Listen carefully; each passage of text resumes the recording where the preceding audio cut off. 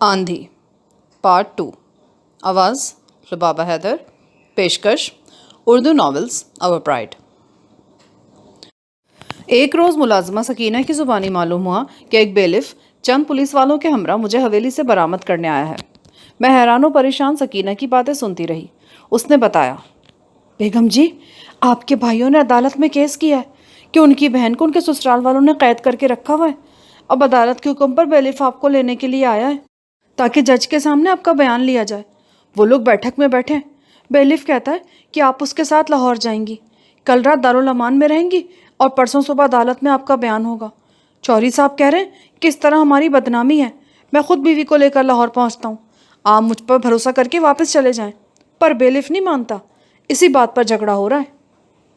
پھر سکینہ نے ادھر ادھر دیکھا اور اچانک آنکھوں میں آنسو بھر کر بولی، بیگم جی، رب دا واسطہ اس حویلی سے اپنی جان چھڑا لیں، بھوک ننگ میں گزارا کر لیں جی، بھائیوں کی باتیں سن لیں، پر اس قید سے نکل جائیں۔ آپ بڑی معصوم ہیں، ان لوگوں میں بے موت ماری جائیں گی۔ مجھے کچھ سمجھ نہیں آ رہی تھی کہ یہ سب کیا ہو رہا ہے۔ ابھی ہم باتیں کر ہی رہے تھے کہ واصف آ گئے۔ سکینہ کو باہر بھیج کر انہوں نے دروازہ اندر سے بند کر لیا اور بے قراری سے کمرے میں ٹہلنے لگے۔ میں چپ چاپ پلنگ پر بیٹھی رہی۔ کوئی سوال پوچھنے کی ہمت نہیں تھی۔ یوں لگتا تھا کہ کوئی پرجلال حاکم کسی مجرم کی قسمت کا فیصلہ کرنے والا ہے۔ آخر ان کے بے قرار قدم رکے اور وہ قدرے نرم لہجے میں بولے، ثنا، تمہیں معلوم ہے تمہارے بھائیوں نے کیا کیا ہے؟ انہوں نے ہائی کورٹ میں رٹ کی ہے کہ میں نے تمہیں حبس بیجا میں رکھا ہوا ہے۔ اب کورٹ نے تمہارا بیان لینے کے لیے تمہیں جج کے سامنے حاضر ہونے کا حکم دیا ہے۔ آپ کیا چاہتے ہیں مجھ سے اب؟ یہی تو میں تم سے پوچھتا ہوں سوال۔ میری طرف سے تم پر کوئی پابندی نہیں۔ اگر تم آزاد ہونا چاہتی ہو تو ہو سکتی ہو۔ میرے سر پر جیسے بجلی گر پڑی۔ طلاق؟ کیا میں واصف سے طلاق لے لوں گی؟ نہیں، ایسا تو میں نے کبھی خواب میں بھی نہیں سوچا تھا۔ طلاق میرے لیے موت سے بدتر تھی۔ شاید ہر مشرقی عورت ایسا ہی سوچتی ہے۔ کم از کم میرے لیے تو طلاق اور موت میں کوئی فرق نہیں تھا۔ اگر تھا تو یہ کیا ذکر موت ذلت آمیز تھی اور میں یہ ذلیل موت مرنا نہیں چاہتی تھی۔ یہ ٹھیک ہے کہ یہ گھر میرے لیے جہنم تھا، لیکن میرا گھر تو تھا۔ کبھی کبھار ہی صحیح ٹھنڈی ہوا کا کوئی جھونکا ادھر آ نکلتا تھا، اور کیا معلوم تھا کہ کب میرا مجازی خدا مجھ پر مہربان ہو جاتا اور مجھے اس جہنم سے نکال دیتا۔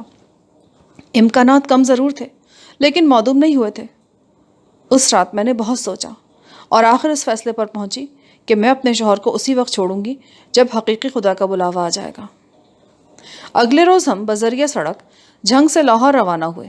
ہماری مرسیڈیز میں بیلف اور میرا ایک چچا زاد بھائی بھی موجود تھا۔ وہ بیلف کے ساتھ ہی آیا تھا۔ غالباً بیلف کی جیب گرم کی جا چکی تھی، ورنہ وہ مجھے اپنے طور پر لاہور لے جانے کا پابند تھا۔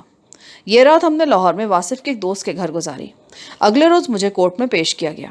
میرے بھائی، ماموں، نانا اور دوسرے قریبی عزیز وہاں موجود تھے۔ ان سب کی نگاہیں میرے چہرے پر لگی تھیں۔ ان کے چہرے بتا رہے تھے کہ وہ میرے غم میں شریک ہیں۔ مجھے آزاد کروانے کے لیے انہوں نے جدوجہد کی ہے، بھاگے دوڑے ہیں، روپیہ پیسہ خرچ کیا ہے، اپنی راتوں کی نیندیں حرام کی ہیں۔ اب وہ چاہتے تھے کہ میرے ہونٹ اس انداز سے ہلیں کہ میرے پاؤں کی زنجیریں پگھل جائیں، میں ایک بااثر جاگیردار کی قید سے آزاد ہو کر ان کے درمیان آ جاؤں۔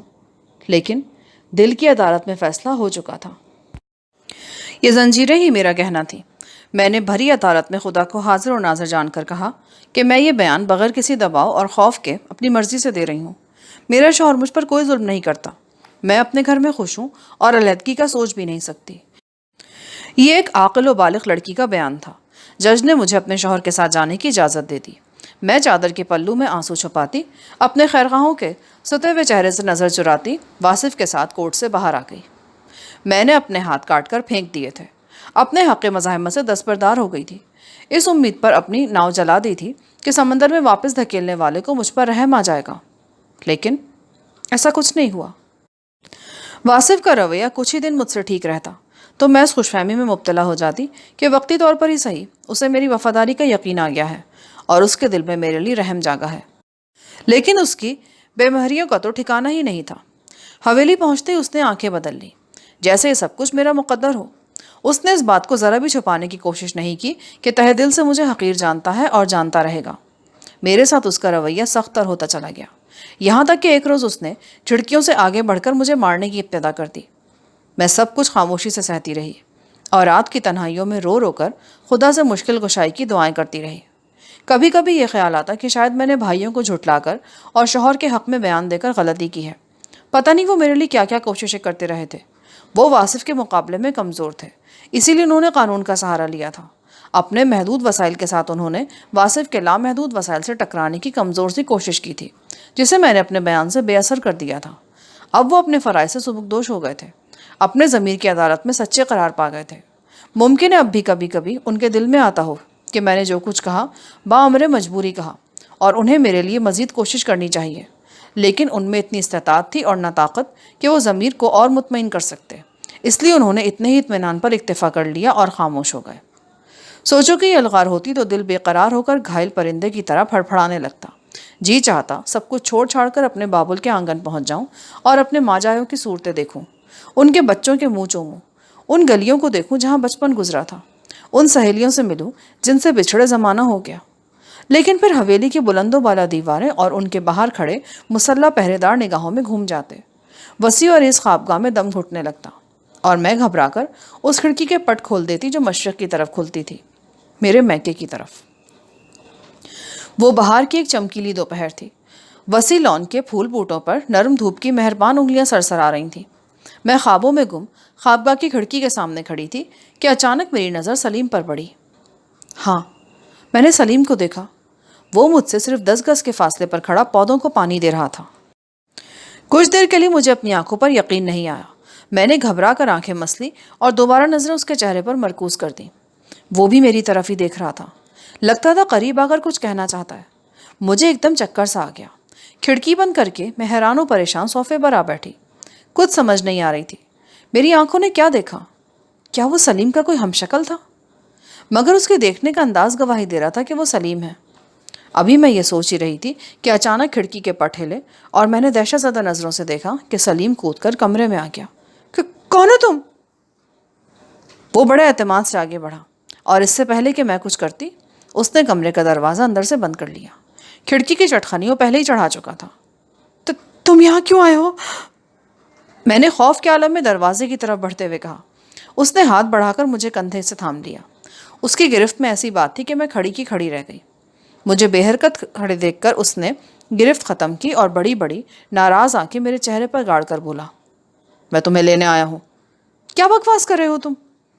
مجھے سب معلوم ہے ثنا، تم اس گھر میں بیوی کی نہیں قیدی کی زندگی بسر کر رہی ہو۔ میں تمہیں اس چودھری کی جیل سے نکالنے کے لیے آیا ہوں اور نکال کر رہوں گا۔ چلو میرے ساتھ۔ اچانک میرے جسم پر طاری لرزہ ختم ہو گیا اور میں خود کو ایک مضبوط عورت محسوس کرنے لگی۔ تم مجھے یہاں سے لے جا سکو گے؟ تمہیں لے جانے سے مجھے کون روک سکتا ہے؟ آج تک ان چودھریوں کو کسی بندے سے واسطہ نہیں پڑا۔ ایک ایک کو سبق نہ سکھا دوں نا تو نام نہیں۔ سلیم کا لہجہ خوفناک حد تک سچا تھا۔ صاف اندازہ ہوتا تھا کہ وہ اس حویلی میں ایک طوفان کھڑا کر دے گا، اور وہ ایسا کر بھی سکتا تھا۔ میں جانتی تھی کہ وہ خالی ہاتھ بھی بہت کچھ کر سکتا ہے، اور اس وقت تو اس کے نیفے میں پستول بھی تھا، جس کی ایک جھلک میں نے اس وقت دیکھی تھی جب وہ کھڑکی سے کودا تھا۔ تم میری بات کا مطلب نہیں سمجھے۔ تم مجھے یہاں سے نہیں لے جا سکتے، کیونکہ میں یہاں سے جانا نہیں چاہتی، اور اگر تم اپنی خیریت چاہتے ہو تو فوراً یہاں سے نکل جاؤ، ورنہ یاد رکھو میں ملازموں کو آواز دوں گی اور ان کے حصے میں تمہارا ایک ایک ٹکڑا بھی نہیں آئے گا۔ اس کو لاہور نہ سمجھنا، یہ جاگیردار واصف کی حویلی ہے۔ یہ لوگ تمہاری ٹانگیں چیر کر شکاری کتوں کے آگے پھینک دیں گے۔ میرے مخالفانہ رویے اور تند لہجے نے سلیم کو ششدر کر دیا، لیکن صرف ایک لمحے کے لیے۔ دوسرے لمحے اس کے چہرے کا غسیلا پن پھر اوت کر آیا۔ اس نے مخصوص انداز میں گردن چھٹک کر بال پیشانی سے ہٹائے اور بولا، تم زیادہ نیک پروین نہ بنو اور چلو میرے ساتھ۔ مجھے سب پتہ ہے یہاں تمہارے ساتھ کیا ہو رہا ہے۔ کسی دن چودھری تمہارا گلا گھوٹ کر صحن میں گاڑ دے گا۔ وہ میرا گلا گھوٹے یا ٹکڑے کر دے، وہ میرا شوہر ہے، اور خبردار جب اس کے متعلق ایک لفظ بھی کہا تو میں آخری بار کہہ رہی ہوں، اپنی یہ منحوس شکل لے کر چلے جاؤ یہاں سے۔ میرا تم سے کبھی کوئی واسطہ تھا نہ ہے، اور اگر اتفاقاً کوئی رسمی تعلق پیدا ہوا بھی تھا تو میں لعنت بھیجتی اس پر۔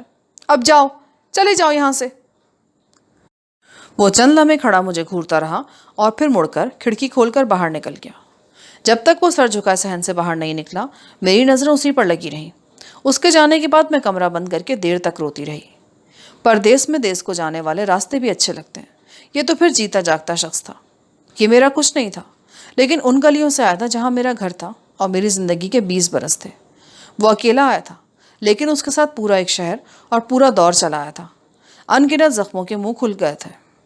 میں سوچتی رہی اور حیران ہوتی رہی کہ وہ مالی کے بھیس میں کیوں کر حویلی کے اندر پہنچ سکا۔ وہ ساری رات میں نے آنکھوں میں کاٹی۔ دن چڑھے نیند آئی اور پھر میں دوپہر تک سوتی رہی۔ جاگی تو کل کی ساری باتیں خواب لگ رہی تھیں۔ میں نے اٹھ کر غسل کیا، کپڑے بدل کر باہر نکلی تو سکینہ کمرے کی صفائی کر کے چیزوں کو قرینے سے رکھ رہی تھی۔ تمام کھڑکیاں اس نے کھولتی تھیں۔ میری نظر سب سے پہلے مشرقی کھڑکی کی طرف گئی اور یہ دیکھ کر میں مبہوت رہ گئی کہ سلیم کل والے لباس میں کھڑا اطمینان سے پودوں کی تراش خراش میں مصروف ہے۔ اس کے ساتھ حویلی کا سب سے پرانا مالی بابا فخری بھی تھا۔ یوں لگ رہا تھا کہ بابا سے باغبانی کے گر سکھا رہا تھا۔ میں نے سکینہ سے کہا، بابا فخری کو بلا کر لاؤ۔ سکینہ کی آواز پر بابا بھاگتا ہوا آیا۔ مجھے کھڑکی میں کھڑا دیکھ کر اس نے جھک کر سلام کیا۔ بابا، یہ نیا مالی کون ہے؟ بیگم جی، بڑا بھلا مانس لڑکا ہے۔ 15-20 روز سے ڈیرے پر کام کر رہا تھا، گھوڑوں کو دانا پٹھا ڈالتا تھا۔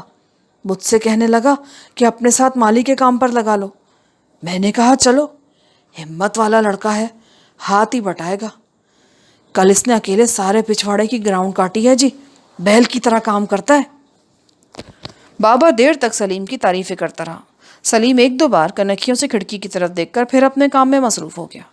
میرے دل میں آئی کہ میں بابا فخری سے کہوں کہ اس لڑکے کو یہاں نہ لایا کرے، لیکن پھر مختلف اندیشوں نے مجھے یہ بات کہنے سے روکے رکھا۔ اس کے بعد ہر دوسرے تیسرے دن سلیم زنان خانے کے لان میں نظر آنے لگا۔ اس کا لباس ایک میلے سے دھوتی کرتے پر مشتمل تھا، ویسا ہی میلا سا صافہ اس کے گلے میں بھی جھولتا رہتا۔ میں نے اس کے چہرے پر ہر وقت گہری سنجیدگی تاری دیکھی۔ یوں لگتا تھا کہ وہ اپنے غضب کا آتش فشاں چھپائے پھر رہا ہے۔ میں حتی الامکان کوشش کرتی کہ اس کا سامنا نہ ہو۔ کبھی کبھی کھڑکی یا دروازے کی اوٹ سے اس کا جائزہ لینے کی کوشش کرتی۔ ایک روز میں نے اسے لان کی گھاس کاٹتے دیکھا۔ دستی مشین وہ اتنی جھلاہٹ سے کے ساتھ دھکیل رہا تھا کہ اس کی آواز سن کر رب نواز اس کی طرف نکل آیا۔ اس نے سلیم کو ڈانٹ کر کہا، تمہیں گھاس کاٹنے کا ڈنگ نہیں آتا؟ زور لگا کر ولایتی مشین کا ستیہ ناش کر رہے ہو۔ اتنے میں واصف بھی مردانے کی طرف سے آتے دکھائی دیے۔ آج تعطیل تھی اور وہ ابھی تک شب خوابی کے لباس میں تھے۔ کیا بات ہے رب نواز؟ رب نواز نے وہی کہا جو ابھی سلیم سے کہا تھا۔ واصف نے باس پرس کے انداز میں سلیم سے کچھ کہا، جس کا جواب سلیم نے نہ جانے کیا دیا کہ واصف حسب عادت پھٹ پڑے۔ الو کے پٹھے، جواب دیتا ہے، بحث کرتا ہے آگے سے۔ انہوں نے آگے بڑھ کر ایک زوردار تھپڑ اس کے منہ پر جڑ دیا۔ میں نے دیکھا کہ سلیم کے چہرے پر ایک رنگ سا کر گزر گیا۔ صافہ جو اس نے سر پر باندھ رکھا تھا کھل کر گھاس پر جا گرا۔ واصف بدستور گرج رہے تھے، دفع ہو جاؤ یہاں سے، دور ہو جاؤ میری نظروں سے۔ اتنے میں بابا فخری ایک طرف سے بھاگتا ہوا آیا اور واصف کے سامنے ہاتھ جوڑنے لگا کہ ناسمجھ لڑکا ہے، اسے معاف کر دیں۔ پھر وہ سلیم کو ڈانٹتا پھٹکارتا باہر لے گیا۔ مجھے اس واقعے سے دکھ ہوا کیونکہ یہ سب کچھ میری آنکھوں کے سامنے ہوا تھا، مگر عجیب طرح کی خوشی بھی ہوئی۔ خوشی اس بات کی تھی کہ شاید اب سلیم یہاں سے واپس چلا جائے۔ اس کی موجودگی مجھے ہر وقت بے نام اندیشوں میں مبتلا رکھتی تھی۔ کبھی اس خیال سے دل میں ہوک اٹھتی کہ سلیم واصف کو کوئی نقصان نہ پہنچا دے۔ اگر ایسا ہوتا تو میں خود کو کبھی معاف نہیں کر سکتی تھی، کیونکہ میں حویلی میں اس کی موجودگی کے باوجود چپ تھی۔ پھر دل کہتا کہ سلیم ایسا ہرگز نہیں کر سکتا۔ کبھی سوچتی کہ سلیم کا راز کھل گیا تو بات نہ جانے کہاں سے کہاں جا پہنچے۔ ایسی صورت میں سلیم کے ساتھ ساتھ میں بھی واصف کے عطاب کا شکار ہو جاتی۔ کسی وقت میں یہ فیصلہ کر لیتی کہ اپنا اختیار استعمال کر کے سلیم کو یہاں سے چھٹی کرا دوں گی۔ تب مجھے اس کے غسالے پن کا خیال آتا اور سوچتی کہ نہ جانے وہ تیش میں کیا کرے۔ بہرحال اس واقعے کے بعد مجھے امید پیدا ہو چلی کہ سلیم شاید یہاں سے چلا جائے گا۔ انہی دنوں میرے پہلے بچے کی پیدائش کا وقت قریب آ گیا اور میں زچگی کے لیے ایک دوسرے کمرے میں منتقل ہو گئی۔ ایک اسپیشلسٹ لیڈی ڈاکٹر ہر وقت میرے پاس رہتی۔ اس نے مجھے بستر اور باتھ روم تک محدود کر رکھ چھوڑا تھا۔ ان دنوں حویلی میں کیا ہوتا رہا مجھے نہیں معلوم۔ یہ بھی پتہ نہیں چل سکا کہ سلیم یہاں ہے یا جا چکا ہے۔ ایک تکلیف دہ رات کی صبح میرے وجود کی وساطت سے ایک نیا وجود دنیا میں آیا۔ یہ میرا بیٹا فرحان تھا۔ جب اپنے پہلو میں نے اس کا ننھا سا وجود دیکھا اور اس کے ملائم ہاتھ کو اپنے ہاتھ میں تھاما تو تحفظ اور اعتماد کے احساس سے میری روح تک سرشار ہو گئی۔ میری آنکھوں میں آنسو منڈائے۔ یہ تشکر کے آنسو تھے۔ فرحان کی پیدائش پر حویلی میں حسب رواج خوشی کا اظہار کیا گیا۔ دیگیں پکائی گئیں، خیرات تقسیم ہوئی اور رقص و سرور کی محفلیں بھی جمی۔ لیکن خوشی و شادمانی کے ان تمام ہنگاموں میں کوئی چہرہ ایسا نہ تھا جس کا تعلق میرے 20 سالہ ماضی سے ہو۔ سب چہرے اپنے تھے لیکن سب غیر تھے۔ ہاں، ایک چہرہ، صرف ایک چہرہ ان میں مختلف تھا۔ چہروں کی اس تاریک بھیڑ میں وہ چہرہ کبھی کبھی روشن لکیر کی طرح چمک جاتا تھا۔ یہ سلیم کا چہرہ تھا۔ وہ اپنی تمام تر تلخی اور اسراریت کے ساتھ ابھی تک حویلی میں موجود تھا۔ پوری حویلی میں صرف میں یہ بات جانتی تھی کہ وہ موجود ہے، اور صرف وہ جانتا تھا کہ میں اس کی موجودگی سے آگاہ ہوں۔ فرحان کی پیدائش کے بعد حالات قدرے تبدیل ہوئے۔ میری ساس نندوں کے رویے میں مثبت تبدیلی آئی۔ نئے فرد کی آمد سے گھر میں رونق سی ہو گئی، مگر واصف کا رویہ جوں کا تو رہا۔ قدرت کا یہ خوبصورت انعام پا کر بھی اس نے کسی خاص مسرت کا اظہار نہیں کیا۔ اس کے برعکس فرحان کو دیکھتے اس کے چہرے پر ناگواری کا ایک رنگ سا گزر جاتا۔ شاید کسی اور نے محسوس نہ کیا ہو، لیکن میں ایک ماں کا دل رکھتی تھی۔ اپنے بچے کی طرف اٹھنے والی مہربان اور نامہربان نگاہ کا فرق فوراً محسوس کر سکتی تھی۔ مجھے سمجھ نہیں آ رہی تھی کہ واصف کے انداز میں کیا بات ہے جو ایک مطمئن اور مسرور باپ کے انداز میں نہیں ہونی چاہیے۔ اگر اس کو رنجشیں تھی تو مجھ سے تھی، یہ تو اس کا اپنا خون تھا، معصوم اور بے گناہ۔ وہ اس سے کیوں کھچا تھا؟ میرا سیدھا سادہ ذہن سیدھے سادے انداز میں سوچ رہا تھا۔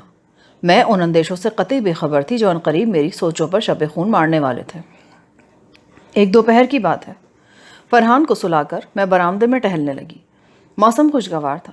شمال سے چلنے والی مدھم ہوا نہ جانے کہاں سے گہرے سیاہ بادلوں کو ہانک لائی تھی۔ بارش ابھی شروع نہیں ہوئی تھی، مگر امید تھی کہ جلدی ہونے لگے گی۔ میں چہل قدمی کرتی برآمدے کے اس حصے میں چلی گئی جہاں دو اطراف جالی دار پردہ لگا کر برآمدے کو ٹی وی لانچ کی شکل دی گئی تھی۔ اس جانب ایک کھڑکی بھی تھی۔ میں نے کھڑکی سے دیکھا تو سلیم لان کے باغیچے میں گھومتا نظر آیا۔ پانی کے دو بھرے ہوئے ڈول اس کے قریب رکھے تھے۔ وہ کسی دہقان کی طرف بار بار آسمان کی طرف دیکھ رہا تھا، شاید سوچ رہا تھا کہ پودوں کو پانی دے یا نہ دے۔ اچانک میں نے اسے ٹھٹکتے دیکھا۔ اس کا رخ گیٹ کی طرف تھا۔ میں نے اس کی نظر کا تعاقب کیا۔ ایک فیشنیبل عورت ایک ملازم کے ساتھ، جو غالباً اس کا ڈرائیور تھا، پورچ سے انیکسی کی طرف جا رہی تھی۔ زاویہ ایسا تھا کہ میں عورت کی شکل نہ دیکھ سکی۔ ہاں، سلیم نے اسے یقیناً دیکھا تھا، اور اسے دیکھتے ہی وہ ٹھٹک کر مالٹے کے پودے کے پیچھے ہو گیا۔ میں نے یہ سب کچھ نہایت واضح طور پر نوٹ کیا۔ سلیم اب بھی پودے کے عقب میں کھڑا تھا۔ میں اتنی دور سے اس کے تاثرات تو نہیں دیکھ سکتی تھی، لیکن اس کی حرکات سے اندازہ ہوتا تھا کہ وہ کچھ حیران سا ہے۔ جب تک عورت انیکسی کے دروازے سے اندر نہیں چلی گئی، وہ وہیں کھڑا رہا۔ پھر اس نے جلدی جلدی دونوں ڈول گھاس میں الٹائے اور انہیں ہاتھوں میں لٹکائے باہر نکل گیا۔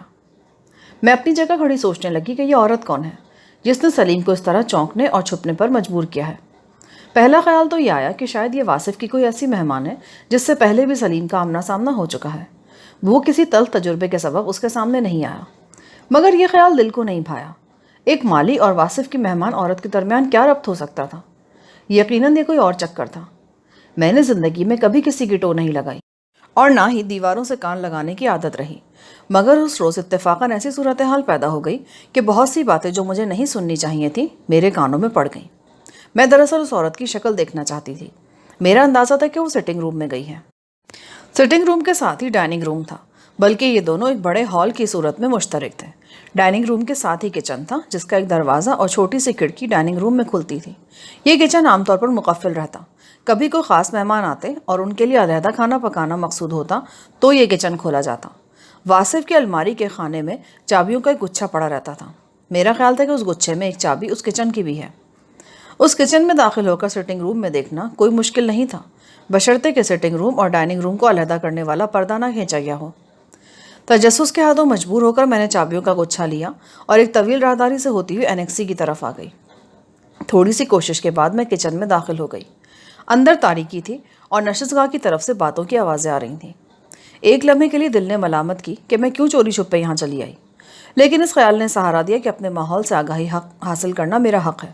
مجھے معلوم ہونا چاہیے کہ اس حویلی میں میرے ارد گرد کیا کچھ ہو رہا ہے۔ میں اب اکیلی نہیں ہوں، میرے ساتھ میرا بچہ بھی ہے۔ اس کی اور اپنی سلامتی کے لیے ضروری ہے کہ میں اطراف سے باخبر رہوں۔ میں یہاں اس عورت کی شکل دیکھنے آئی تھی، مگر اندر ہونے والی گفتگو نے میرے قدم پکڑ لیے۔ مجھے کھڑکی کی سلائڈنگ ڈور کو ہلا کر نشست گاہ میں جھانکنے کی ضرورت پیش نہیں آئی تھی، کیونکہ تھوڑی سی کوشش سے میں اس عورت کی آواز پہچاننے میں کامیاب ہو گئی، اور اسے پہچاننے کے ساتھ ہی میں حیرت کے سمندر میں ڈوب گئی۔ وہ فیشنیبل فربہ اندام عورت جسے میں نے ٹی وی لاؤنج کی کھڑکی سے دیکھا تھا، فرخندہ کی پھپھو نادرا تھی، پرنسپل نادرا، جس کی گاڑی سلیم نے توڑی تھی اور 8 ماہ کے لیے وہ جیل چلا گیا تھا۔ یہاں میرا رشتہ در حقیقت میڈم نادرا ہی کی کوششوں سے ہوا تھا، مگر شادی کے بعد جب ہم میاں بیوی میں تنازع پیدا ہوا تو میڈم نادرا نے کسی قسم کا مصالحتی کردار ادا نہیں کیا تھا۔ وہ اگر ایسا کرتی تو یقیناً مجھے خبر ہوتی۔ لیکن میں شادی کے بعد پہلی بار اسے حویلی میں دیکھ رہی تھی، اور وہ بھی واصف کے ساتھ تنہائی میں گفتگو کرتے ہوئے۔ اس نے مجھ سے ملنے کی ضرورت نہیں سمجھی تھی۔ اندر ہونے والی گفتگو اہم مرحلے میں داخل ہو چکی تھی۔ چودھری صاحب، آفت لڑکا ہے جی، آفت۔ اچھی بھلی شریف گھرانے کی لڑکی کو ورغلا لیا۔ سب جانتے ہیں کہ ثنا میں کوئی عیب نہیں، یہ وہی حرامزادہ اس کے پیچھے ہاتھ دھو کر پڑا ہوا تھا۔ خالہ، یہ تم اس لیے کہہ رہی ہو کہ تم نے رشتہ کروایا ہے، ورنہ تالی ایک ہاتھ سے نہیں بچتی۔ میں کیسے مان لوں کہ جو لڑکی ہوٹلوں میں لڑکوں سے ملتی ہے وہ پاک صاف ہے؟ سلیم نام ہے اس کمبخت کا، ویگن بھی چلاتا رہا ہے۔ اس کے باپ کی 2-3 ویگنیں ہیں، ایک نمبر کا آوارہ گرد ہے، بلکہ اب تو خطرناک غنڈہ بن چکا ہے۔ تم اسے کیسے جانتی ہو؟ میڈم نادرا کی آواز سے پہلے ایک چھوٹا سا وقفہ تھا۔ غالباً اس نے گہری سانس لے کر خیالات مجتمع کیے۔ اس کے بعد وہ واصف کو تفصیل سے سلیم کے متعلق بتانے لگی۔ میں اپنی جگہ ساکت و جامد کھڑی سب کچھ سن رہی تھی۔ نادرا کی آواز کسی مصور کے برش کی طرح دھیرے دھیرے میرے ذہن کے کینوس پر ایک تصویر مکمل کر رہی تھی۔ واقعات کا تسلسل ایک مکمل کہانی کی صورت میں ڈھل رہا تھا۔ یہ تلخ کہانی کچھ اس طرح تھی۔ میڈم نادرا کی گاڑی توڑنے کے واقعے سے پہلے سلیم میڈم سے اس کے آفس میں ملا تھا۔ وہاں ان دونوں میں تلخ کلامی ہوئی۔ سلیم نے اسے فتنہ پرور عورت قرار دیا تھا۔ جواب میں نادرا نے بھی اسے بے نقط سنائی۔ سلیم نے غصے سے بے پھر کر کہا تھا، ہاں، میں پیار کرتا ہوں اس سے، میں دیکھتا ہوں مجھے اس سے ملنے سے کون روکتا ہے۔ میں اس سے ڈنکے کی چوٹ پر ملوں گا، اور جو بھی میرے راستے میں آئے گا اس سے نبٹ لوں گا۔ بات بڑھنے سے پہلے اسکول کے ملازمین نے اسے سمجھا بجھا کر دفتر سے نکال دیا۔ در حقیقت سلیم اور نادرا کی یہ پہلی ملاقات نہیں تھی، وہ پہلے سے ایک دوسرے کو اچھی طرح جانتے تھے۔ صورتحال یہ تھی کہ میڈم نادرا کا ایک ایسے شخص سے ملنا جلنا تھا جو سلیم کا گہرا دشمن تھا۔ یہ شخص قاسم آوان تھا۔ قاسم اور اس کے بھائیوں کا ذکر میں نے شروع میں کیا ہے۔ یہ بہت کینہ پرور لوگ تھے۔ سلیم سے لڑائی کے بعد جب تھانے کچہری تک نوبت پہنچی تھی تو میڈم نادرا نے آوانوں کی حمایت میں بہت بھاگ دوڑ کی تھی۔ اس طرح میڈم اور سلیم میں رنجش چلی آ رہی تھی۔ لہٰذا جب میڈم نادرا کو پتہ چلا کہ ثنا سے یعنی مجھ سے آشنائی پیدا کرنے والا یہی لڑکا سلیم ہے تو وہ ضرورت سے زیادہ فعال ہو گئی۔ وہ قاسم آوان سے مشورے کے بعد ہمارے گھر پہنچی اور امی اور بھائیوں کو اس بارے میں بڑھا چڑھا کر بتایا۔ بعد ازاں اسکول آفس میں اس کی سلیم سے تلخ کلامی ہوئی، اور اس تلخ کلامی کے نتیجے میں وہ واقعہ پیش آیا جس میں جزوی طور پر نادرا کی گاڑی تباہ ہو گئی اور اس کا ایک ملازم بے ہوش ہو کر اسپتال جا پہنچا۔ اس جرم کی پاداش میں سلیم کو گرفتار کر کے جیل بھیج دیا گیا۔ لیکن نادرا اور قاسم آوان کے غصے کی آگ ابھی ٹھنڈی نہیں ہوئی تھی۔ وہ اپنے دیرینہ دشمن کو یادگار سبق سکھانا چاہتے تھے۔ انہیں معلوم تھا کہ میرے گھر والے جلد از جلد میری شادی کرنے کا سوچ رہے ہیں۔ نادرا میرے گھر والوں کی ہمدرد بن کر آگے آئی اور میرے لیے جاگیردار گھرانہ ڈھونڈ نکالا۔ وہ اس خاندان کے اثر و رسوخ اور مزاج سے آگاہ تھی۔ اسے امید تھی کہ اگر میری شادی یہاں ہو گئی تو سلیم، جو میرے ساتھ جینے مرنے کی باتیں کر رہا ہے، جھاگ کی طرح بیٹھ جائے گا، اور اگر اس نے جوانی کے جوش میں کوئی دلیری دکھانے کی کوشش کی تو ایسی مصیبت میں پھنسے گا کہ کہیں کا نہیں رہے گا۔ یہ اتفاق تھا کہ اب تک یہ سب کچھ میڈم نادرا کی منشا کے مطابق ہوا تھا۔ نہ صرف یہ کہ میری شادی یہاں ہوئی، بلکہ مجھ پر میرے خاوند کے ظلم و ستم کا سن کر اور میری مشکلات سے آگاہ ہو کر وہ میرا خیرخواہ بن کر یہاں چلا آیا تھا۔ یہ اور بات تھی کہ نادرا کو ابھی تک یہ پتہ نہیں چلا تھا کہ سلیم حویلی پہنچ چکا ہے اور اس کی پلاننگ اس حد تک کامیاب ہو چکی ہے۔ وہ تو صرف واصف کو متوقع خطرے سے آگاہ کرنے آئی تھی۔ چودھری جی، وہ لڑکا بڑا خطرناک ہے۔ میرا دل گواہی دیتا ہے کہ وہ حویلی کا رخ ضرور کرے گا۔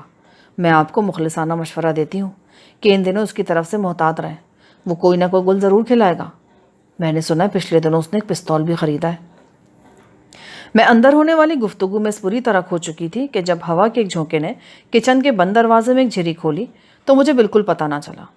کچن کے مقفل دروازے کو نیموا دیکھ کر کسی کو بھی شک پڑ سکتا تھا۔ میں اس وقت چونکی جب واصف کا کارندہ کندھے سے پستول لٹکائے دروازے میں کھڑا نظر آیا۔ دروازے سے داخل ہونے والی روشنی میں اس نے میرا چہرہ دیکھا اور حیرت سے بولا، بیگم جی آپ؟ میں آنچل سنبھالتی پریشانی کے عالم میں باہر نکل آئی اور ہضمی قفل میں چابی گھما کر اپنے کمرے کی جانب مڑ گئی۔ ذہن خدشوں اور وسوسوں کی آماج کا بنا ہوا تھا۔ جو کچھ میں نے نشستگاہ سے سنا تھا وہی کچھ کم نہیں تھا۔ اب دوسرا اندیشہ یہ جان کو لگ گیا کہ واصف کا ملازم اسے میری کچن میں موجودگی سے آگاہ کر دے گا۔ واصف کے ملازم اسے وفاداری ثابت کرنے کا کوئی موقع ہاتھ سے جانے نہیں دیتے تھے، اور وہ تو اس کا خاص ملازم تھا۔ دوسری طرف نادرا اور سلیم کے چہرے رہ رہ کر نگاہوں میں گھومتے تھے۔ ذہن میں جیسے گھڑ دوڑ جاری تھی، کبھی ایک خطرہ شدید تر محسوس ہوتا تو کبھی دوسرا۔ نادرا کا کردار کھل کر اب سامنے آ گیا تھا۔ اس کا کردار انتہائی سازشی تھا۔ میں نے اپنے دل میں اس کے لیے بے پناہ نفرت محسوس کی۔ شدید ڈپریشن کے عالم میں ایک بار تو میں نے یہ بھی سوچا کہ سب کچھ سلیم کو بتا دوں اور اسے کہوں کہ تمہاری اصل دشمن میڈم نادرا ہے، جاؤ اور اس سے جا کے اپنا بدلہ لو، میرا اور میرے شوہر کا پیچھا چھوڑ دو، ہمیں تم سے کچھ نہیں لینا دینا۔ بستر پر پڑی میں اپنی سوچوں میں گم تھی کہ اچانک دروازہ کھلا اور واصف اندر آیا۔ ابھی شام نہیں ہوئی تھی اور اس وقت واصف کا آنا قطعی خلاف معمول تھا۔ میں نے اس کا چہرہ دیکھا اور میرے ذہن میں خطرے کی گھنٹیاں بج اٹھیں۔ میرا ستمگر آج بھی ستمگری کے موڈ میں تھا۔ میرے اندیشے درست ثابت ہوئے تھے۔ واصف کے تیور بتا رہے تھے کہ وہ میرے جرم سے آگاہ ہو گیا ہے۔ اس نے دروازے کی کنڈی لگائی اور دانت پیس کر گرایا، کمبخت، تو میری جاسوسی بھی کرنے لگی ہے؟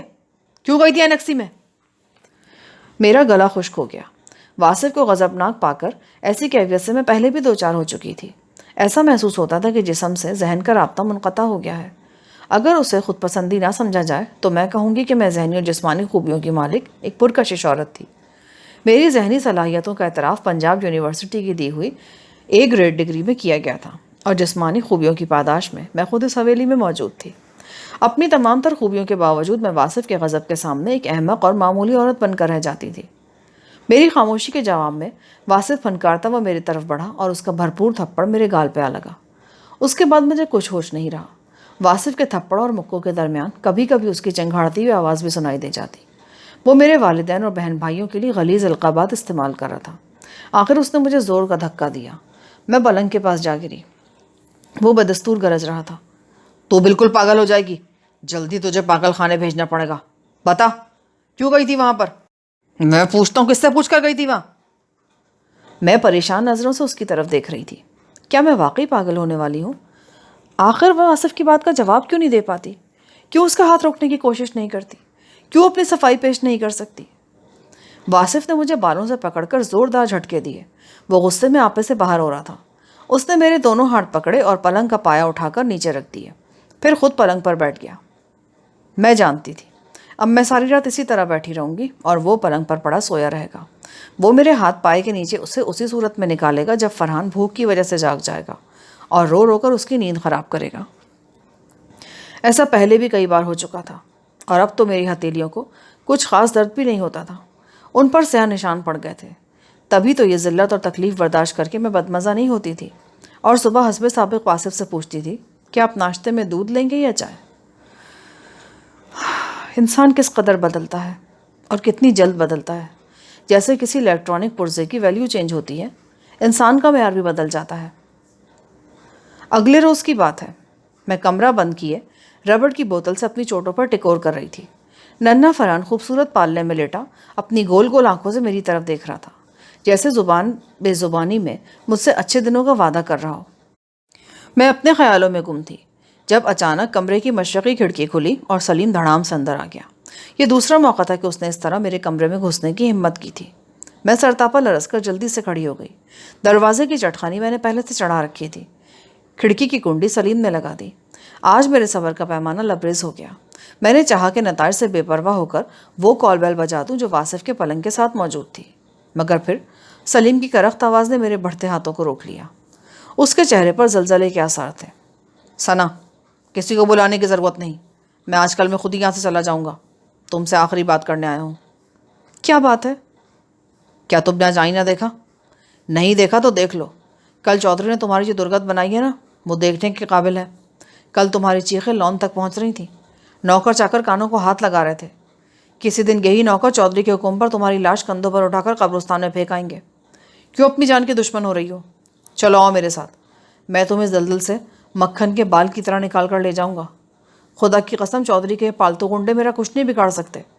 ہم اتنی دور چلے جائیں گے کہ چودھری کا باپ بھی ہمارا پتہ نہیں چلا سکے گا۔ چلو آؤ، ہمت کرو، اپنے لیے نہیں تو اپنے بچے کے لیے کچھ سوچو۔ میں غصے سے بے قابو ہو کر بولی، سلیم، میں تمہیں آخری موقع دے رہی ہوں، جس راستے سے آئے ہو اسی سے نکل جاؤ۔ میں زندگی کی آخری سانس تک تیری شکل دیکھنا نہیں چاہتی۔ چلے جاؤ یہاں سے، ورنہ خود بھی مرو گے اور مجھے بھی برباد کرو گے۔ تمہیں کچھ نہیں معلوم کہ یہاں کیا ہو رہا ہے۔ میں صرف اتنا جانتا ہوں ثنا کہ میں تمہاری بھلائی چاہتا ہوں۔ مجھے نہیں چاہیے تمہاری خیر خواہی، میری بربادیوں کے ذمہ دار صرف اور صرف تم ہو۔ میں کہتی ہوں چلے جاؤ یہاں سے، ورنہ میں کچھ کر بیٹھوں گی۔ میں محسوس کر رہی تھی کہ تیش میں میری آواز بلند ہوتی جا رہی ہے، لیکن مجھے اس کی بھی پرواہ نہیں تھی۔ सलीम ने मेरे बिखरे हुए तेवर देखे तो एकदम उसका चेहरा बुझ सा गया। वो कुछ देर तक अजीब सी निगाहों से मुझे घूरता रहा। उन निगाहों में हसरत भी थी, शिकवा और गुस्सा भी था, और एक बार फिर सोच लेने की दावत भी। मगर मैं अपने अटल फैसले के साथ खड़ी उसके जाने का इंतजार करती रही। अच्छा, मरती रहो यहाँ पर, उसने अजीब झंझलाए हुए लहजे में कहा और मुंह फेर कर खिड़की की तरफ बढ़ गया। एक नज़र बाहर का जायजा लेकर वो चौखट पर चढ़ा और कूदकर बाहर निकल गया। मैंने जल्दी से आगे बढ़कर खिड़की बंद की और फरहान को सीने से भींचकर रोने लगी। अच्छा, मरती रहो यहाँ। सलीम के ये अल्फाज मेरे कानों में गूंज रहे थे और दिल कह रहा था कि ये उसके आखिरी अल्फाज हैं। इतना दर्द, कर्ब और गुस्सा उसके आखिरी अल्फाज में ही हो सकता था। वो मुझे ज़िंदगी के भंवर से निकालने की आखिरी कोशिश कर चुका था और अब नाकाम होकर वापस जा रहा था। मुझे लगा जैसे वो आज तक एक बीती हुई शाम के असर में था। रेस्टोरेंट के उस फैमिली केबिन में बैठा मेरा इंतज़ार कर रहा था और आज उसकी मौहूम तरीन उम्मीद भी दम तोड़ गई थी और वो होंठों पर एक सवाल लिए वापस चला गया था। यहाँ पर पार्ट 3 का अख्तिताम होता है। आगे कहानी सुनने के लिए पार्ट 4 समाअत फरमाएं।